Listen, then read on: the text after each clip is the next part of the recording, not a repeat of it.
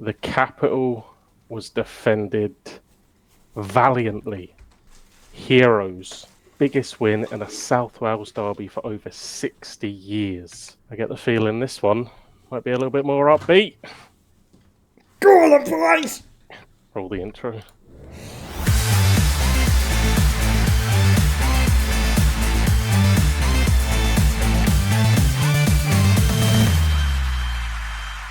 Hello, ladies and gents, and welcome back to the footballpodcast, episode 17 of season 4. My name is Fennan, and joining alongside me, the best co-host I could ever ask for. Mayhem, how are you doing, my good man?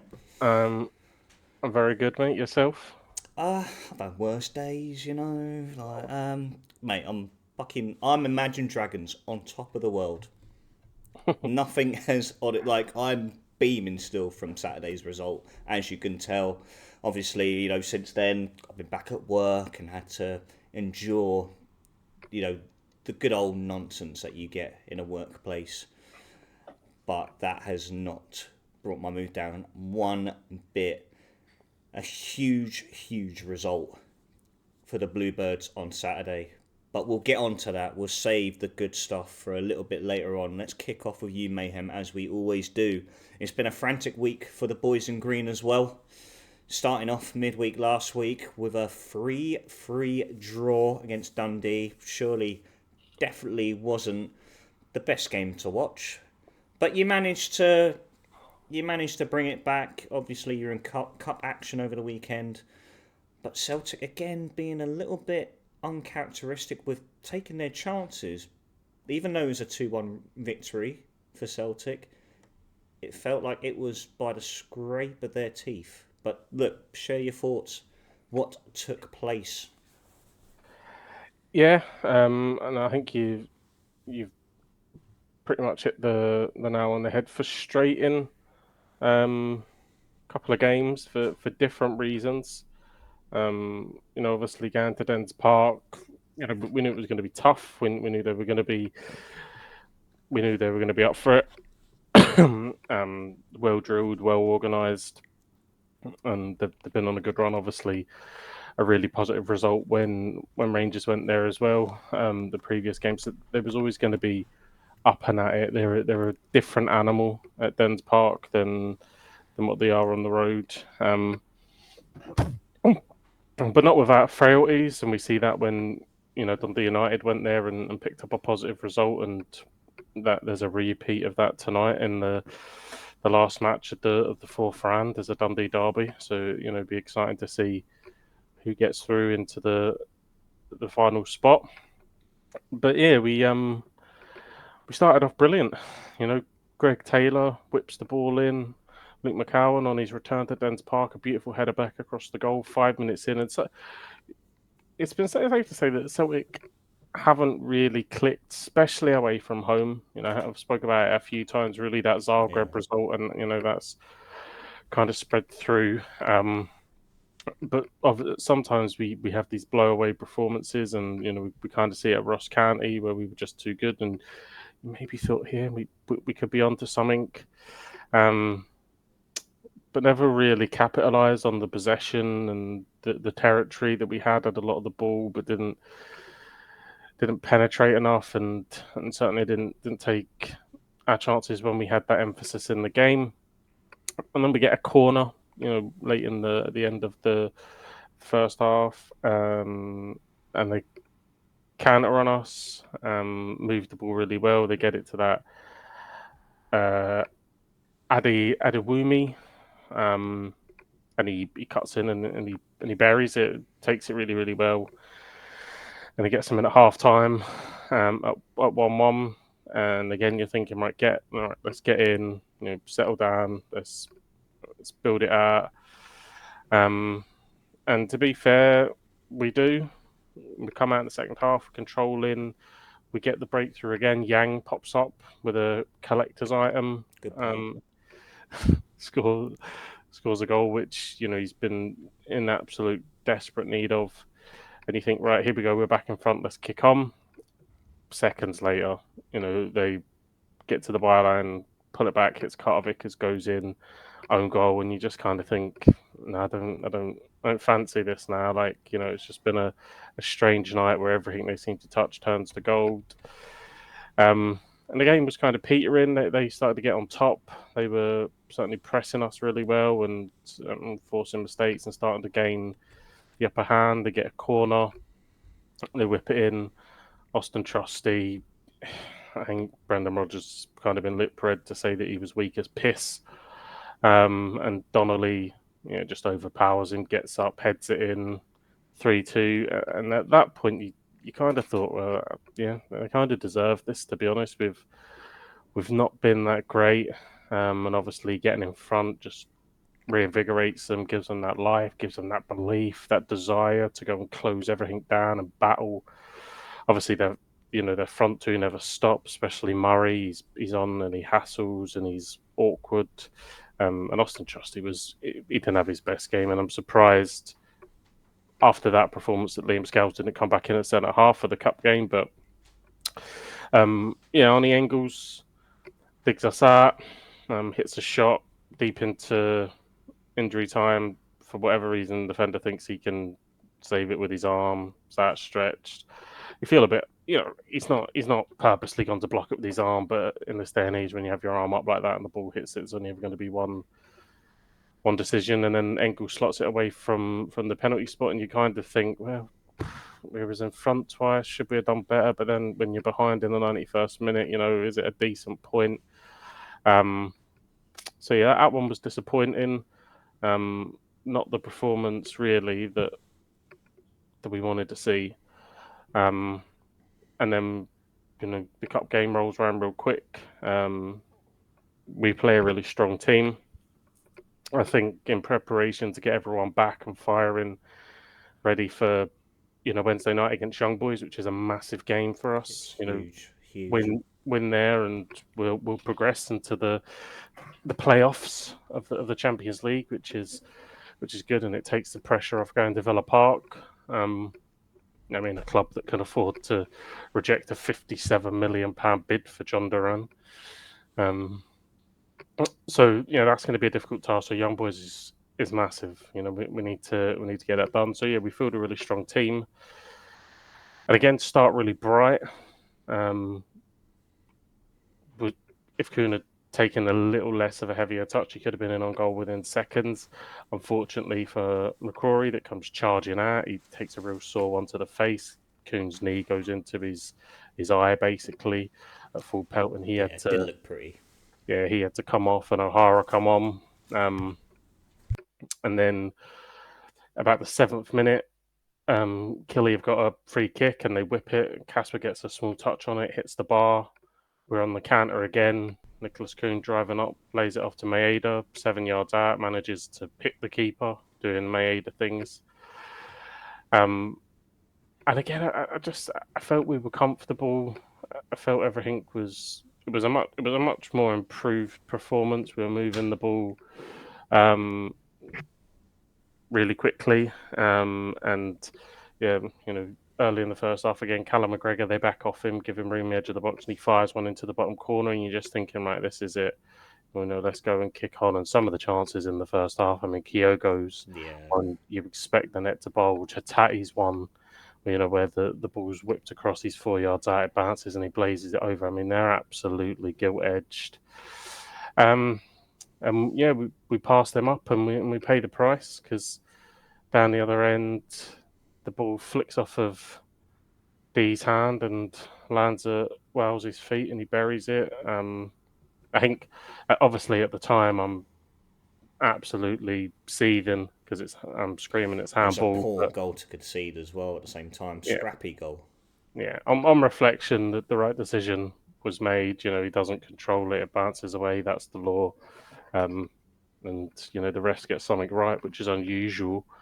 You're normally in good stead if the refs decide something in Scotland. If you go the other way, you're normally you're going to be right. But uncharacteristically of them, they got something correct. And we're in at half time, and McInnes would have been absolutely delighted that his fucking defend and punt team were in the game. And yeah, in the second half again, it was a little bit flatter. I don't think it was as crisp as the first half.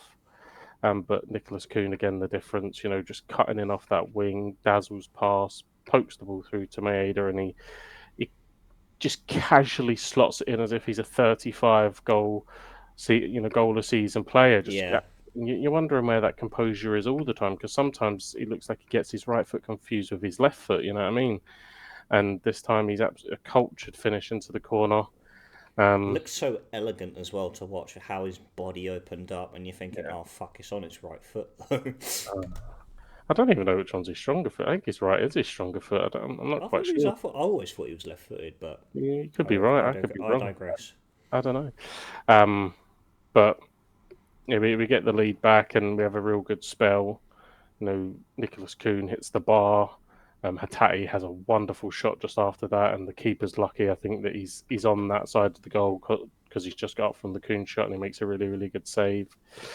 And yeah, the game just kind of peters out. A couple of times on the break, if we'd have worked it a little bit better, I think Adamida passes to Nicholas Kuhn, and maybe he could have took it on and had a shot himself and tried to break that duck of not scoring in a few. But I think you maybe saw where his confidence levels are at. But overall, yeah, we're in the hat for the next round, which is the most important thing, as Callum McGregor had said. And yeah, sort of 6 out of 10 week, but these things are super important. I think the Champions League coming back is massive. Everything goes up a level. That's when we were playing our best football, when that competition was here and it was pushing us to the pinnacle. And we need to go out and deliver.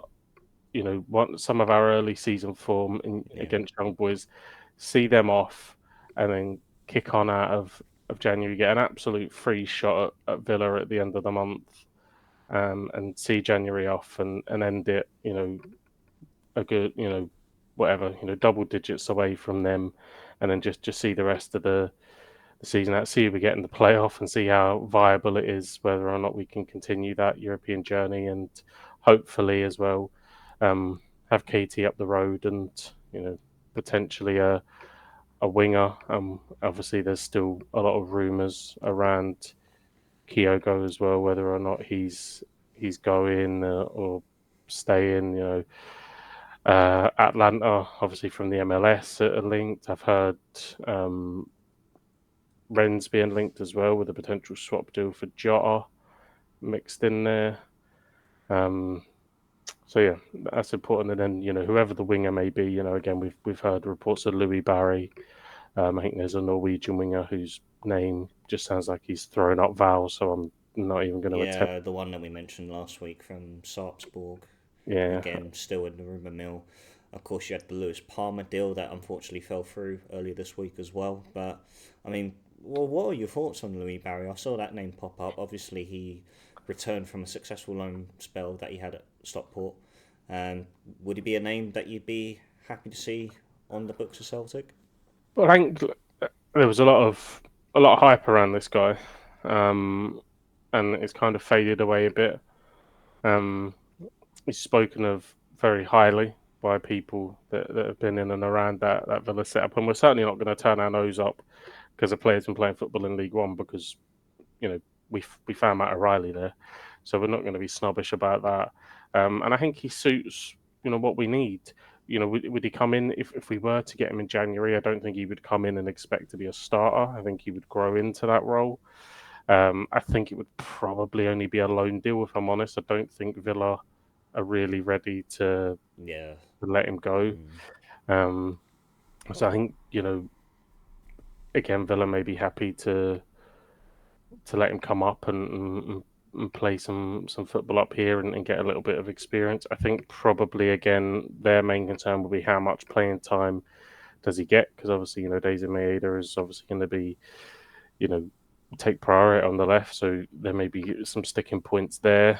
Um, but yeah, I would be open to it. He's an attacking player. He's scored a fair amount of goals. Like you said, he's had a successful loan spell. A lot of hype around him in previous years. That's kind of died down a bit. He feels. I heard someone say, if he kind of feels around that. I think think it might have been Alan Hutton, which don't normally agree with much he says about Celtic, but Yeah. I think he said sort of it has like a Patrick Roberts kind of feel vibe to it if that It transfer was does, to go yeah. through. And I agree with that. Apparently, when he opens his mouth, he doesn't talk utter shit all the time, which is fair play to him.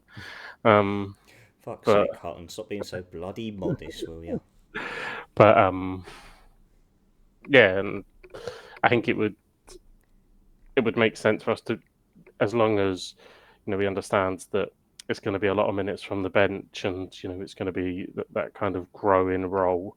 And I don't think we would just want to do a 6 month loan deal to develop a player. We would be looking on, right, if we take him, what's the price tag, and can we then secure that at the end? And that may again maybe a sticking point. I don't know if Villa want to sell him on a permanent deal. They may be open to it. I don't know, but um, with financial fair play and all that kind of carry on, maybe they need to move one or two on, and he would be someone that they'd be open to Yeah. letting go. Who knows? Yeah, I mean, I think he's an individual who, I think he's one of those players who can near enough operate anywhere in that attacking third anyway, like whether you play him on the left or on the right as a number 10. I think he does possess the ability to play in those positions, and like you said, it's going to be very hard to shift Maeda and Kyogo, who is, as we've seen in recent weeks, been operating on the right flank with Adamida up top. But then, I don't know, maybe good competition for Arnie Engels if they were to bring him in. Yeah, I don't think he would play that far back. I think he would be prioritised and utilised as a winger if he comes in, and I'm Yeah, sure that's what he wants to do. Um, there's a lot of chat about Kyogo and whether or not this is the right time to cash in on him. Reports in and around the 10 million mark. Um, reinvest in that, bringing in someone, a slightly younger ilk that maybe fits our sort of structure that we have at Celtic. Where you bring in players in, you're developing them, and you're selling them on. Kyogo doesn't really fit that. Um, so yeah, look, I'm sure there'll be some activity. I don't see us doing anything until later in the window. yeah, Obviously there's some big games to navigate. Young boys coming up, um, and I'm sure Kyogo will be with us. Well, he definitely will be he with us definitely will. Yeah, 100%. for that. And then we may even need him for Villa, depending on what happens. So things can happen quickly. Obviously, we've seen the confirmation that Celtic only put up today. The confirmation that Bernabei has officially left the club, although everyone fucking knew that. Left So, last week, didn't well, it? Feels like it. well, he did, but for some reason we've only just confirmed that today. But yeah, I think there'll be Same some. social media team as Cardiff. Fucking hell. I think it'll be some late movement, and I think we're okay with that. That's the grace you get when you're so many points ahead in the league and you're in the next round of the cup and everything's pretty settled. Normally in a January window, if we hadn't done anything by the 20th, they'd be sacked the board chance. So we've got the ability here to work efficiently and smartly, um, and I think there'll definitely be some activity. 90% sure that we come to some agreement to get KT up the road, and then, yeah, dependent on where Louis Barry or the Norwegian winger, or does something happen with Kyogo, and does that then take us into the market for a striker, all that kind of stuff. Yeah, ultimately, I mean, I could see this Kieran Tierney deal dragging out towards the last week. I don't know what it is. I just feel that Arsenal are going to really hold out, and maybe it might be the irrational fear of, racking up some injuries along the way to the point maybe they need to keep him, maybe they can afford to let him go. There's no sense, right? There is absolutely no sense, right? Like, fair enough, they've got this young fella, that Lewis Skellier. He looks a player. Yeah, really I, good I player. find myself watching Arsenal games now, and I'm watching them like this because Kieran Tierney comes on, and I'm like, "Oh, for the love of God, don't get fucked." Don't do it. Um, so he looks a good player, but they're not. They want to play Timber out there. They want to play. I think fucking Zinchenko. Yeah, apparently he's leaving as well. Like I said to you before, I'm pretty sure that fucking Keith from the first row that's been chowing down on all the pies would get a game at this moment before Kieran Tierney. So what Tierney's done to Arteta, I don't know. Maybe he's called him a hun bastard at some point and it's rubbed him up the wrong way. Or maybe it's sticking in Arteta's throat that he wants to go back up the road to Celtic and we fucking scumbag can't stand it. I don't know. But yeah, they seem to be dragging their heels. Look, I believe in the Fabrizio Romano. I believe in him. And he thinks that he thinks that KT will be going to Celtic, which tells me that he's had it from a reliable source that that's where he wants to go. So yeah, I'm confident we'll get him on a pre-contract, and then it's just about how much. I'm sure it'll be wages. How much are Arsenal willing Yeah, to absolutely. Yeah. pay for us to take him on loan and all that kind of carry on. So yeah, I think that'll be later, and like you said, later in the month once they navigate some European games and they're happy and they're settled. And I mean, they've got fuck all cups to worry about, haven't they? Very true. So I'm sure once they get a few back, I don't know how close they are, but they've certainly struggled, I think, with injuries in that defensive line, and that's of course escalated the problem to being able to release someone. And I've seen after the North London derby, I was reading the comments, and they're all positive from Arsenal fans. I don't think any of them can quite understand why he's being allowed to leave. People saying, "KT, if this is your last game, thank you for everything." Yeah. People saying, "I'd love for him to stay and fight for the shirt," and all this kind of stuff. So the fans want him there, right? They've seen what he can do, and I just hope we get it done before, if Arsenal would go on. I don't think they would, but worst case scenario, Arsenal go on a little bit of a barren spell here across the next couple of weeks. The board sack Arteta, and in comes a manager with eyes and a brain, and all of a sudden they don't. Let's hope for that to not happen. Yeah, they don't want Tierney up the road. So, yeah, I think Celtic just need to act a bit more swiftly. But yeah, I think it'll be in the next couple of weeks. We'll get that pinned down, and then it's just about what changes with us. Does Kyogo go? And then at that point, obviously, we need a striker because Adamida just hasn't been the same player. And I love Adamida. I'll always have a soft spot for him. That moment in the Scottish Cup final, I think it's endeared him to so many. But slowly but surely, he's undoing that good faith. He's just not scoring goals. He looks like he's lacking a lot of confidence. So, if Kyogo goes, definitely we need to bring in, another striker to fill that void.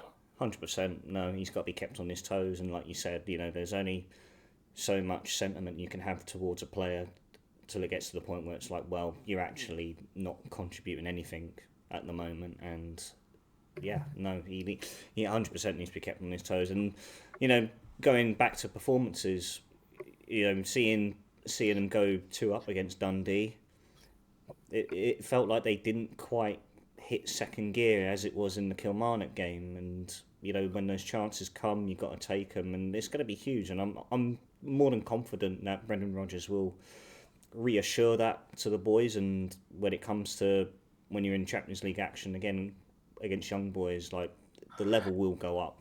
Yeah, I think I can see Kyogo having a great game, and then again, it goes to how can we even be thinking of selling this guy? And he's been fantastic. A lot of people would say the best since Larson. I think he's right up there. Some will argue Musa Dembele, but didn't quite have the longevity. Obviously, he went to Lyon, obviously Odson Edouard, and obviously moved on as well. But I think he's right in there with a great shout for that. He's been fantastic. And I hope he picks the right move. I mean, we've seen people like Gary Hooper that was, could have really achieved cult status and decided to go down south, and it didn't really pan out. And I think Norwich, wasn't it, he went to? Yeah, I think Kyogo's good head on his shoulders, and I think he'll pick the right move. I don't think it's France, even though I'd love there to be some kind of deal struck up to bring Jota back. I don't think. Almost forgot he went to Rennes, actually. There's a great song in there that we'd love to bring back. Oh, 100%. But I think the MLS is the way to go. I think he would do really well. Ronnie Dyler's obviously the manager there as well, and he has a place in my heart. Does Ronnie? So I would love to see him. I would love to, if he does go, I'd love to see him be utilised by someone like that, rather than the French league at Rennes. I think it's a bit of a dead move for him, but I guess this is his. If he does move, this is his big one.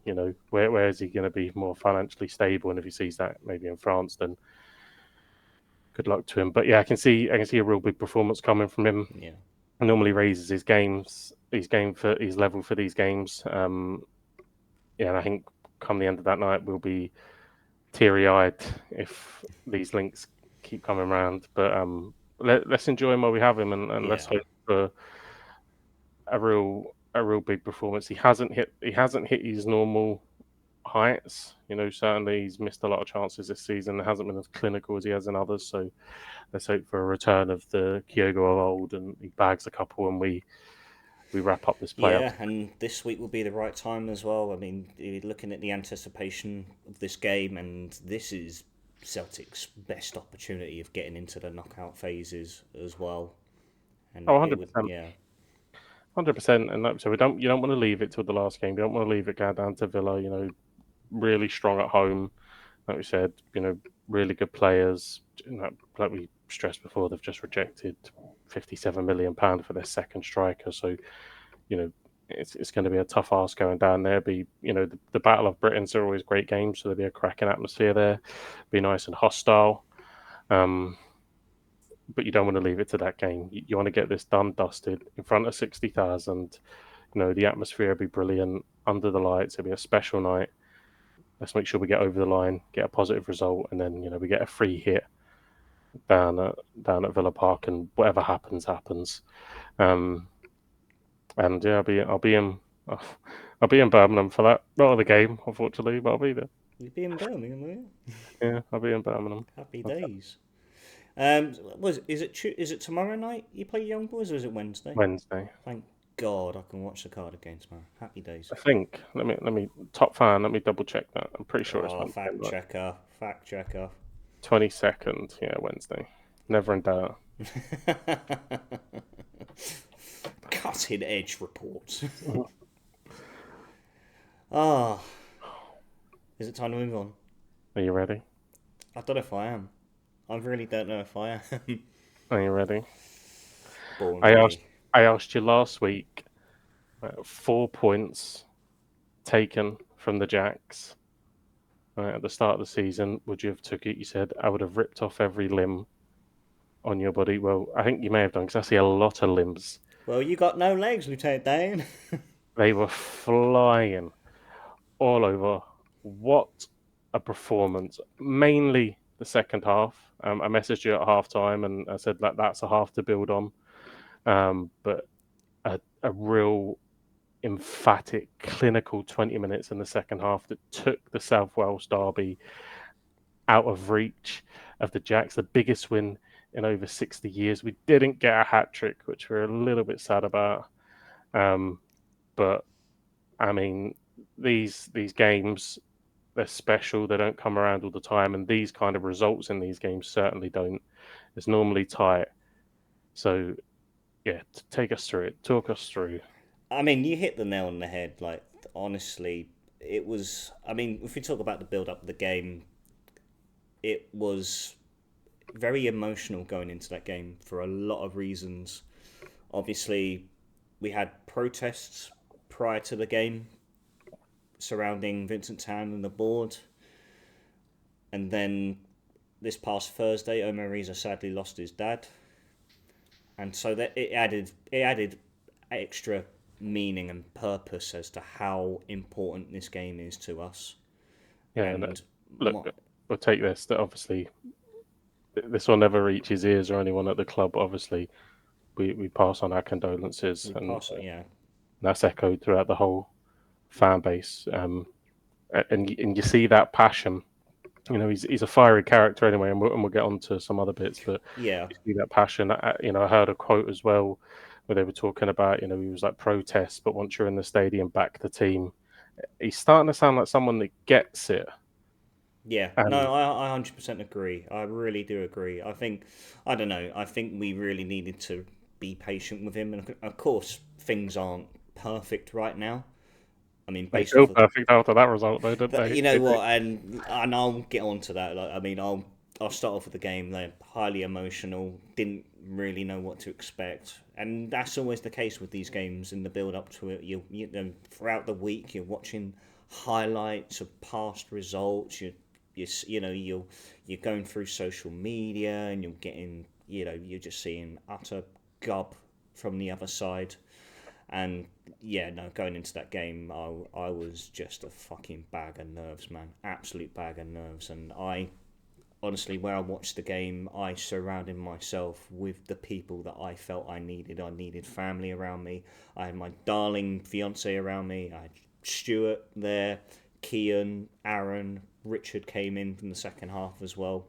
And honestly, I mean, I thought the first half we were on top anyway. You know, we suffer a bit. It was a bit of a shaky start where the game hadn't really settled. Swansea get a free kick on the left flank, and thankfully Gonzalo Franco's turning shot, clears the goal completely. But then we started to find our feet going forward. Callum Chambers, I must say, and again, if we're talking about Omer Riza, thinking that he actually gets it now. I mean, the transformation of moving Callum Chambers in the midfield are absolutely night and day. He was unreal against Watford in the week, and he was fucking brilliant as well in the derby. Absolutely such a fantastic decision to make there for Omer Riza, because I sat on this platform a few weeks ago and said I don't want to see him in a Cardiff shirt again. Well, Callum Chambers, I know this ain't going to reach your ears. I take back everything I said. You're a fantastic midfielder. Just don't play centre back again, please. And yeah, no, unbelievable. He's one of those again. Him, Ashford, Robbo, Robertson. Just a few to name. They're the first that I put on my team sheet. And I know you even said when you predicted what the outcome could possibly have been. You said 2-1, and you mentioned an individual who you thought was going to get on the goal sheet in Perry NG. Well, Andy Rinamoto has come along and gone, you know what, hold my beer. This guy was on the fringes of the exit door 2 seasons ago, and the resurrection that man has had coming into the side and keeping Perry out of the side, again, justified it on Saturday, worked his bollocks off, and just honestly, each to their own. They were just phenomenal. Yeah, I think a special shout out as well to Joel Bagan as Joel well. Bagan as well, yeah. O'Dowda goes off, and he's been in a season that hasn't been too great. He's been a shining light, and he's been consistently good for years. So I worried when he was coming off, and obviously we see Joel Bagan at Bramall Lane, and he looked average. Didn't not. Yeah, he didn't really stand out, But and again, yeah, coming on in under those circumstances where O'Dowda, he gets a knot in his hamstring and he can't continue, and you're thinking, oh shit, like Joel Bagan's pretty much the only out and out left back we got now. Like, I'm not even going to consider JC because I think he's definitely a name that is going to be out the door this month. But yeah, to come on in such a high magnitude type game and to put in a shift like he did was honestly yeah, fantastic. the press was brilliant Yeah, from Cardiff, and Swansea couldn't figure it out. yeah, One, yeah, like you said, it took years, maybe 10, 15 minutes to kind of get it going, but once she's got it going, they could not figure it out, and it was just relentless, absolutely relentless. Like we fucking battered them, yeah, absolutely battered them. Think of how many times in the past where they've shown up to Cardiff and they've had a game plan and they've always executed it. I mean, we're going back to like the 4-0s, the 2-0s, and they didn't have a plan B. They couldn't do anything, couldn't do squat, and they had their two fucking love Charles and Ben Cabanjo and Harry Darling, who go figure were doubts during the week, and of course they're on the team sheet as soon as they pop up, and again couldn't fucking handle us at all. The second half comes in within a minute. Chambers win the ball off of Ronaldo, brings it forward, slots it to Ollie Tanner on the left flank, dinks a little ball in, and honestly, for Robbo to take that down with his chest on his weaker side and to find the only gap across Vigouroux, unbelievable. Place erupted, absolutely erupted. There was a little part of us that thought, that you could sense there was a sense of like, wait, where is this ball going? And then you just see the corner of the net ripple, and the place exploded. And then Josh Tymon, with assist of the season, plays a ball back, assuming to Harry Darling, but he plays it right into the feet of Robbo once again, and on his weaker side gets it across Vigouroux, and again, I think that was an even bigger roar than it was for the first goal. Honestly, and talk about being a 12th man. I spoke to my auntie who was at the game. She went, "This is the best atmosphere it's been in a fucking long time." The place was bouncing, absolutely bouncing. And this, with these games, you still sense a little bit of doubt, and of course how Cardiff had been in terms of game management in the last few weeks. You saw midweek against Watford where we were trying to hold out a 1-0 against them, and they went and squirmed their way back on level terms. It was, there was still that big cloud of, hang on a minute, I think we really need to kill this off. And Dimi Gutas, man, the sexiest man from Greece. Oh, what a fucking towering header. And the ball's going away from him as well. So for him to wrap his neck and direct it underneath the crossbar, and at that point I'm thinking, we've fucking done it. We've absolutely done it. And like you said, they couldn't respond. They couldn't do anything. Shocked, shaken. The away following silent. They had that one chance, didn't they? So Josh Key's header. That goes in, maybe the nerves come back, but Yeah. It wasn't to be.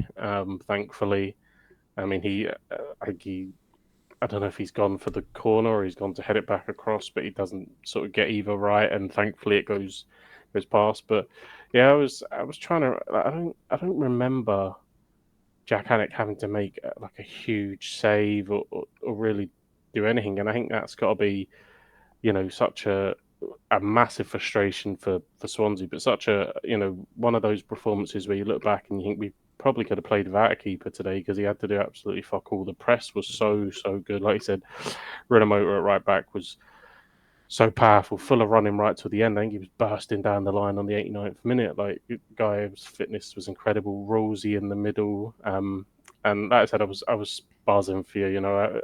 Cardiff will always have a special place in my heart for so many personal reasons away from football, and you know what I mean when I say that. We've spent so many good nights there with great people that are no longer here, but the football club as well. Your auntie, magical person, and some of the great games.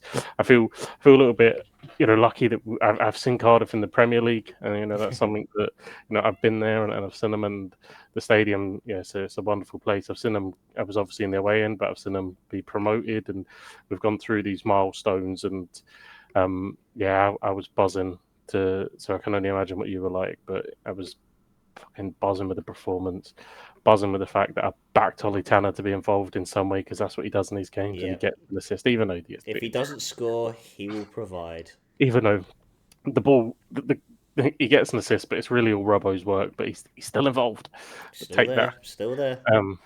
And even even the changes that come on, I just thought everyone to a man was brilliant. And I guess the only sort of thing that negative on the game is obviously for whatever reason, and I get it's a derby, right? And look, I support one half of one of the most ferocious derbies. There, Arnie Engels was clattered with a coin in that absolute shit pit when we got battered there.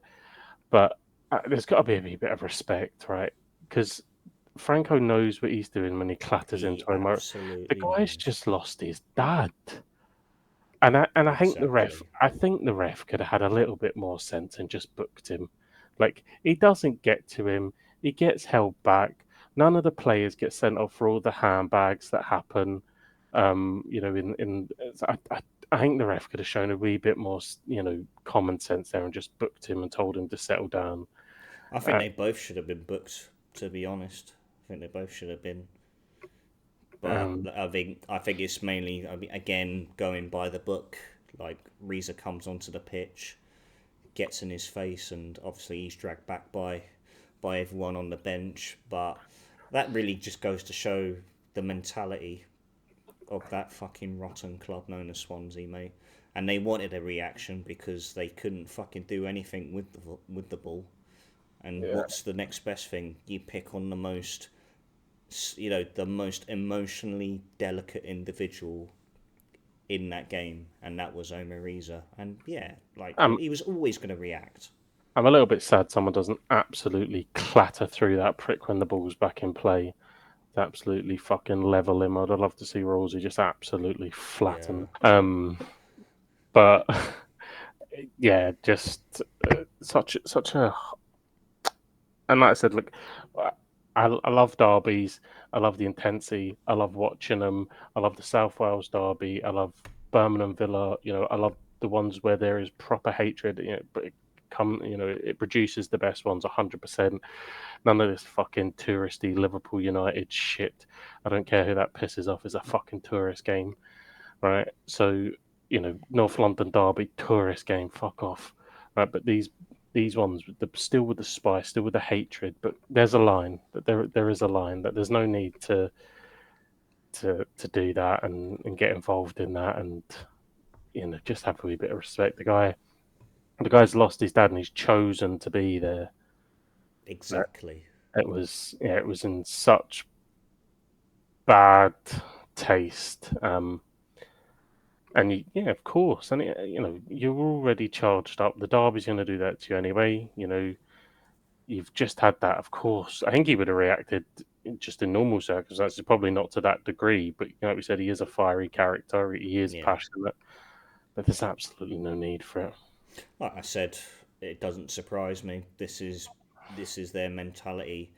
They honestly, Swansea, we are everything that they want to be. It's as simple as that. And they want to be the Welsh capital. They want to have the international games of the national football team back at the fucking world's biggest caravan, and they cannot stand it. It chews them up every single moment, every single second this game comes about. They will always be second best. And that's only until Wrexham come up to the championship, and that would be in the next 2 years. They are fucking minnows compared to what we are, and they will never ever be number one in South Wales. And what we did was fucking tear their arseholes like Harry Darling does to his fucking sister, rip them apart. Off you go, back in your fucking caravans, back down the N4, and go back to wanking off dogs. Fuck the lot of you. Bluebirds 3, Jack Wankers 0. Simple as that. And there's no better stepping stone now to push on.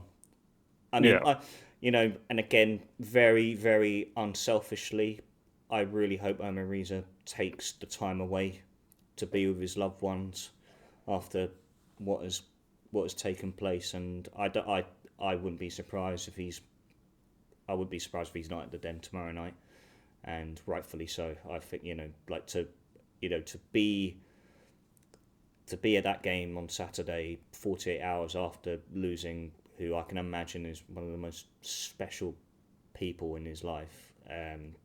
Honestly, it took me back a bit, and like I said, it was so emotional going into that game with all the ongoings around that fixture, the build up. I couldn't have been more proud to be a Bluebird that day. Couldn't be more proud, and I think it was a performance fitting of winning any derby, but also a performance fitting of representing that what he sacrificed. Was paid dividend. It was a performance that felt like they realised that they were playing for the pride of South Wales, but they was also playing to represent someone very very special to the manager, and they wore black armbands, like you said, emotionally charged, but a performance that will be spoke about for a long time, which it should be. But like I've said multiple times, right, when I'm talking about Celtic or whatever, winning these games, as good as it is, and the feeling, the euphoria, it means fuck all if you don't go then and back it up. Yeah. So Cardiff have lifted themselves away from the drop zone. Now is the time to propel forward and go and keep this momentum going.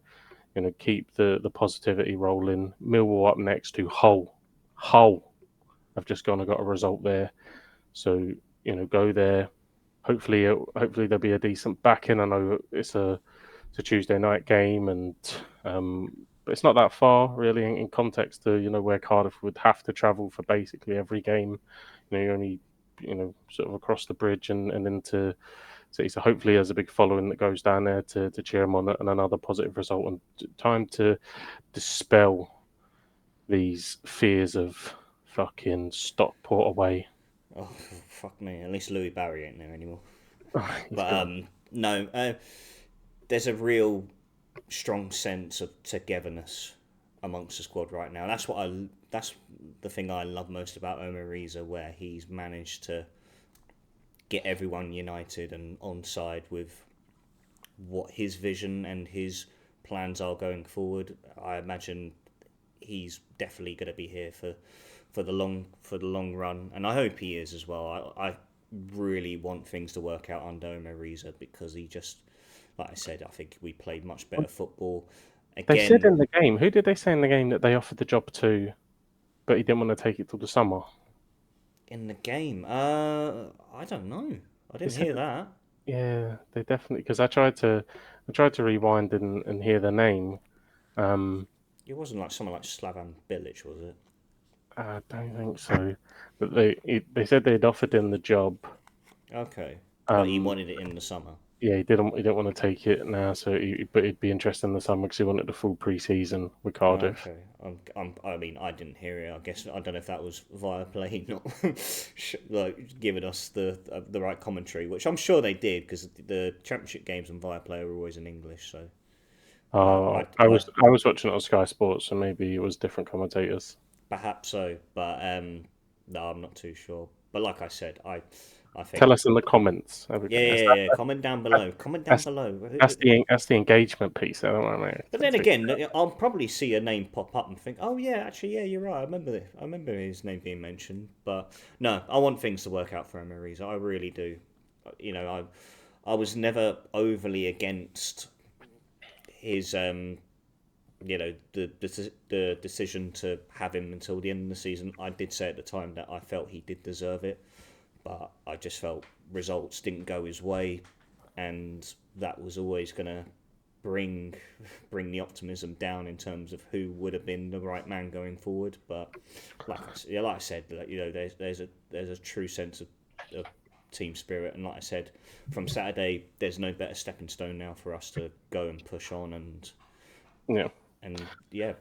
and obviously the positives kept rolling because you was able to unveil your shiny new centre forward. That Oh, he was very shiny indeed, and he's a big boy. He's a but big boy. you won't, one of the key parameters for Cardiff City forwards must be that he's over 6'3". It must be. Yeah, it must be a stipulation. But, I mean, well, Yusuf Salik. Let me introduce you to Yusuf Salik. Danish striker of with Palestinian descent. Signed for a reported fee of 3.2 million euros from Swedish Allsvenskan side, IK Sirius. A team based in Uppsala, which is just outside of Stockholm, which I've had the privilege of enjoying an away day there 3 or 4 times during my time here in Sweden. Great away day, I must say. Seems to have a good record. A lot about his profile is that he's obviously he puts his size about. He likes to rough up the back line. He again contributes with goals, but also likes to provide as well. Claims that he's very good on the ball as well, and even Omer Riza as well had said that he personally had been monitoring him for some time now. So look, obviously early days. He came on in the South Wales Derby. Definitely got involved in the celebrations. Seems like a loved figure already. Again, rattling those fucking Jack bastards. Like it's, you win a place in our hearts as soon as you do that. I mean, our fucking third choice goalkeeper was giving it all the big and fucking what a Waving them off. shagger. I did. Matthew Turner, you absolute shagger. I saw Robbo as well after he did his man of the match. He was clapping around the stadium, thanking the fans, and he got to the Swansea fans as well, and he was giving them a little wave off. That's Yeah. good. That's good of him. We like to see that kind of sportsmanship in football. Wave them off. Wave him off, yeah, but I don't know why they didn't take too kindly to it. Don't know why. Just sometimes good deeds are just not met with the kind of warm-hearted intentions that they should be, and they certainly took that the wrong way. I think they believed he was being sarcastic, but I believe he was genuinely wishing them well. Enjoy the drive That's home. what I thought it was, Yeah, like, yeah. enjoy the drive home. Appreciate you coming to see us. This is your cup final and you fucked it up. Away down the road. See you later. Safe home. Grab a Clark's pie on the way. Happy off, oh, mate. I've just eaten dinner. God, you make me hungry again. But I mean, what? What's wrong with that? What 3-0? I mean, if you fucking take the whole away following together, that's as many teeth as they got as well. Like, Yeah, great day. amazing day, best day of my life. Best day of your life. Nah, so so far. felt very Soccer AM 2004. Great day. Great day. Super day. But no, honestly, yeah, spirits are high, and like I said, I really hope we can push forward now and steady the ship. And after that display, we're more than capable of doing it. That just goes to 100%. show when you could take your chances, it's easier to manage a game when you score more than one goal. That's what I discovered. Yeah. And so yeah, no, like I said, we move on to the Den tomorrow night. Shithole. Yeah, it was a shithole. Yep, I did have the privilege of going there in our promotion season under Neil Warnock, so really thought I was going to die that night, but here I am. Nah, it's all Hollywood pumped up little Yeah, it definitely 14-year-old flat caps that have watched Green Street too many I times. mean, you're walking shoulder to shoulder with them at fucking South Bermondsey Station. Nothing fucking happened. You're just singing songs. Uh, all that 80s propaganda pish, it's all fucking died out, isn't it? And so it should. Yeah, I mean, fucking fighting over a football team, like. Yeah. Well, why do we? I mean, there was another derby that took place in the Championship yesterday. The Yorkshire Derby. Leeds Sheffield Wednesday. Does that count as a derby? Like I always see all like footage from back in the 80s of Sheffield Wednesday fans throwing bricks at the Leeds bus and everything like that. Do you count as a derby? There's too many of them up there. Barnsley and Sheffield Wednesday, Leeds, Huddersfield. It's that fucking London. Like West Ham Palace when it's London. Is it though? Is it? Again, no. Like, It's like what? Fulham are playing Arsenal. London. Is it? Is it? No. Not Okay, really. you're geographically close to each other. Yeah. That doesn't make it a derby, does it? Well, yeah, I guess factually it's a derby because of the proximity, but Yeah. I don't think it was. I don't think it's a really hostile one, or anymore at least. I don't know. Maybe Probably not anymore. I mean, if Sheffield Wednesday fans are throwing bricks at fucking fans' buses, then but that was the 80s, wasn't it? What I yeah. mean. Look, what my question would always be, and this is how I think you kind of land, right? So if you went to a Leeds fan and you said, who's the team that you would least like to lose to in Yorkshire? I imagine they say Huddersfield. Yeah. And if you went to Sheffield Wednesday, they would say Sheffield United. So, it's one of those poor Barnsley get left out of everything. Yeah. Fuck Honestly, them. if there's a Sheffield Wednesday fan listening, if you want to throw a brick, throw it at Gonzalo Franco. Yeah, I actually the game was on ITV, which was a bit strange. I don't know why that Was popped it? up. Fuck off. Was it on ITV? Randomly, yeah. Jesus, okay. But it meant that I watched a good bit of the game, and I thought Sheffield Wednesday played very, very well. I thought they applied themselves, and I don't think it was a 3-0 game. No, They it fell wasn't. apart Definitely at the wasn't. end, but yeah, I thought Sheffield Wednesday put himself about really, really well, and um, just didn't have that final cutting edge to really hurt Leeds, and the power that they have from the bench. Leeds for that division is scary. Yeah, it's frightening. Absolutely frightening. Like again, we see that we see Leeds, and you think like they're too good to be in the Championship with the squad they've got, the names on their books. Like, but no, I'm in complete agreement with you. I don't think it was a late onslaught from Leeds really, Hmm. and I think that really did sort of overshadow what was a somewhat valiant effort from Chef Wednesday, but again lacked that cutting edge in front of goal. Yeah, look, they've been in great form, Sheffield Wednesday, ever since losing to Sheffield and obviously that derby. They've gone on a real great run, and I'm sure they'll be looking to add a few bodies as everyone is in this window and really kick on and see where this season can take them because they're just outside the playoffs. So that'd be great when the Hills were back in the Prem. That would be special. Yeah, I agree. It would be nice to see Hillsborough back in the Prem. Still City Derby in the Prem. That'd be great, wouldn't it? Oh boy, that's a proper fucking derby. That Yeah, that one is. Um, we should do that one day. We should rank derbies. should we So do that? Yeah, obviously, yeah, we'd have our own biased opinions, but it's our yeah, podcast. We do whatever the fuck we want. So we should do maybe one day when Stu arrives, we get him to pick 15 derbies, and we have to do a top 10 yeah, so next year then. probably.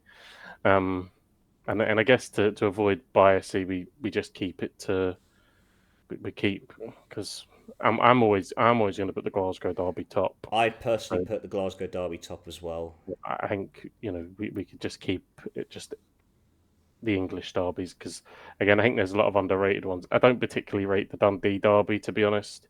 I think only people from Dundee do. Um, his his grands are fucking 3 seconds apart. Like no, shut up. I did see Stone someone throw away, literally. in the last time they played, and then there was a Dundee fan saying it was a bigger derby in Scotland than Hearts Hibs. Bullshit, utter bullshit. Would you Um, even put Hearts Hibs up there though? that is nasty. That one, yeah. Yeah. So, Oh. but I this is this is controversial. See, because of the fans issue that's happening between Celtic and Rangers, I think in terms of a viewing spectacle, and the passion, I think the Edinburgh Derby is the best sort of derby to take in at the moment Mm. in Scotland. I think it's fantastic. I think it should be on Sky. It should be given the airtime that it thoroughly deserves. It tends to get televised a lot though, doesn't it? Not as much as I think it should. Really? And Hearts still give Hibs the full away allocation behind the goal, and then for some reason cut ours down to a sliver. So fucking scumbags. But yeah, I think that is a perfect example of how away fans affect a derby and affect an atmosphere. And I think from a viewing standpoint, yeah, I think it makes for the best one to take in at the moment in Scotland. Aberdeen Rangers is good as well. But yeah, I think that's the best one. And once we sort the fans out, and we've been talking about this for a long time, but once we sort the fans out and we get all that done and dusted, then obviously the Glasgow Derby will return. But yeah, at the moment, I think it's great, and I think again there would be a lot of bias. I take in far more Scottish football than I do English, but some of the derbies are fantastic to Yeah, take. and there's a lot of them as well. Like ones that you've got Villa, Birmingham, who are there. I think Portsmouth, Southampton can be quite a nasty one as well. Hmm. Plymouth, Exeter, which can be pretty brutal. That gets that doesn't get televised at all. No, Mainly because obviously Exeter are a tier below them as things stand, but definitely a derby I'd like to see return to television one day. I don't know, West Brom and Wolves, perhaps. That yeah, was that quite nasty when that they is faced each other, and was the it in Black the cup? Country Derby is spicy. Yeah, Blackpool versus Blackpool, Preston. Preston. And then obviously you move more north, and some of the more well-known ones, obviously like Newcastle, Sunderland. Yeah. Um, but Forest Derby again, so Forest Derby, yeah. they really don't like each other. Yeah. I always like watching the East Anglian Derby. I don't think it's as hostile as some of the others, but I always think it's a great game to watch. I think more so the narrative around it. I think Ipswich haven't beaten Norwich for like 14 years or something now. Yeah, it's something ridiculous, and I don't. It's always a fucking great atmosphere as well.